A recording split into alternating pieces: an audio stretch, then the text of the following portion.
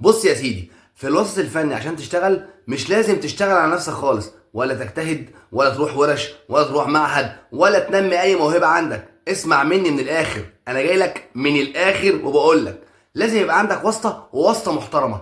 وحط تحت كلمه محترمه دي 100,000 خط، لان انا كنت اعرف واسطه والله العظيم الواسطه دي لو ليها مزاج تشغلني بالتليفون كده تشغلني، لكن هو اصلا مزاجه ان انا ما اشتغلش. واصلا لما كان بيجي لي شغل بعيد عنه كان بيتصل يوقفهولي، لان هو مش جدع معايا، بالرغم ان انا كنت جدع معاه جدا. بس هو يبين لك ان هو بيحبك ويوصي ناس عليك، لكن ما تشتغلش. ولما تروح له بعد فتره تقول له يا عم الناس اللي انت وصيتهم عليا ما شغلونيش، يبص لك كده بص وكانه بيقول لك هو انت عايزني اوصي وكمان تشتغل؟ هي حاجه واحده بس يا باشا، هي توصيه بس. لكن لو هو تمام وعايزك تشتغل هيتصل يهزق الناس دي يقول لهم انتوا ما شغلتوش الراجل اللي مني ليه؟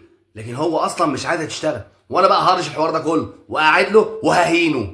بس هو حظه حلو اليومين دول عشان خاطر الفيسبوك بيقول لي يا محمد يا عصمت انت منشئ محتوى محترف وما ينفعش تشتم الاشكال الوسخه دي دلوقتي. فانا لامم نفسي وبحترم نفسي، مش عشانهم هم بالجزمه. ولسه ده انا لسه هوريهم اللي ما شافوهوش، بس اما نشوف شروط الفيسبوك ايه نظامها لعل وعسى وتكمل اجتهاد اللي انا اجتهدت فيه مع اشكال واضحه. لكن انا مش هسكت، مش هسيبه، مش هسيب اي حد حاول يشتغلني، مش هسيب الصبي بتاعه اللي دخل لي فتره وقعد يتكلم فيا يقول لي اصبر بس ها، وبعد كده ما بقاش يرد عليا. هوريكوا الويل، هتزعلوا، مش بهدد، بس انا هقل منكم ههنكم اهانه فظيعه من كبيركم لصغيركم.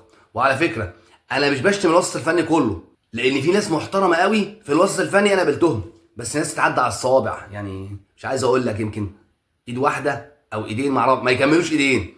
ناس محترمه قوي، عدد صغير قوي في الوسط الفني محترمين، لكن الباقي من كبيرهم لصغيرهم بالجزمه على بقهم. وفي ناس هقول اسمهم علني، وفي ناس هقول اسمهم سري. انا مش هسيب حد، كله هاخد حقوقي منهم. بس ايه؟ اهانات، ههنهم. الناس الكبيره دي اللي تبقى قاعده في اللوكيشن دي وعامله نفسها يا ما هنا ويا ما هناك وبترزق فلان وبتقعد فلان في البيت، انا ههينه واقل منه وهقل من كبيره. فلو انت اول مره تشوفني على الفيسبوك تابعني، اعمل لايك للصفحه، وصدقني والله العظيم زي ما محمد رمضان بيهينهم انا كمان ههينهم، لان انا عارف تمامهم هم كمان. ولو اول مره تشوفني على اليوتيوب تشترك بقى في القناه، تفعل الجرس، تتابعني، وانا هبهدل بكرامتهم الارض.